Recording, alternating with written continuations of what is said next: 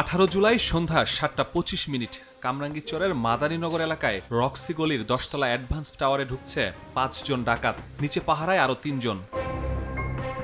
পঞ্চম তলার ফ্ল্যাটে ঢুকে 3 নারীর হাত পা মুখ বেঁধে মারধর করে। 25 মিনিটে নগদ টাকা, স্বর্ণালংকার ও মোবাইল ফোন লুণ্ঠন করে পালিয়ে যায়। টাকার ব্যাগ নিয়ে বেরিয়ে যাওয়ার সেই দৃশ্য ধরা পড়ে সিসিটিভি ক্যামেরায়। ফুটেজ পর্যালোচনা করে শনাক্ত করা হয় এক আসামিকে। কামরাঙ্গীরচরের মুসলিমবাগে অভিযান চালিয়ে ডাকাতির সাথে সরাসরি জড়িত মোহাম্মদ সজীব আলমকে গ্রেফতার করা হয়। সজীবের দেয়া তথ্যে গ্রেফতার হয় আরেক আসামি মোহাম্মদ রিপন মিয়া। জানা যায় এ ডাকাতির বাস্তবায়নকারী ফারুক খান, পরে তাকে আনা হয় আইনের আওতায়। ফারুক জানায় ডাকাতির মূল পরিকল্পনাকারী জেসমিন, ধরা পড়ে সেও। পুলিশ আরও জানায় ওই বাসায় 7 তলার একটি ফ্ল্যাটের মালিক গ্রেফতার জেসমিন। ভুক্তভোগী ওই পরিবারে তার ছিল নিয়মিত যাতায়াত। অবসরপ্রাপ্ত ওই সরকারি কর্মকর্তার পেনশনের 20 লাখ টাকা দেখে ডাকাতির পরিকল্পনা সাজায় জেসমিন।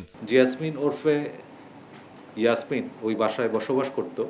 তার সাথে ওই ভবনের 5ম তলায় বসবাসকারীদের নিয়মিত যোগাযোগ ছিল এবং ওই বাসায় যোগাযোগ ছিল, এবং সেই বাসাতে যে নগদ টাকা গচ্ছিত ছিল এই ব্যাপারে জেসমিন অবগত ছিল। জেসমিন পরিকল্পনা করে কিভাবে এই টাকা লুণ্ঠন করা যায়, সেই পরিকল্পনা অনুযায়ী সে তার পরিচিত কয়েকজনের সাথে যোগাযোগ করে এবং তাদের এই ঘটনায় উদ্বুদ্ধ করে। এখানেই শেষ নয়, পুলিশ বলছে ডাকাতি থেকে বাঁচতে নিজেই হন এ মামলার সাক্ষী। পুরো তদন্তে পুলিশের সাথে থেকে নিজেকে আড়াল করার চেষ্টা করেন জেসমিন। রাত্রেবেলা যখন আমরা ওই ঘটনাস্থল পরিদর্শন করি, সেই ঘটনাস্থলে জেসমিন নিজেই উপস্থিত ছিল।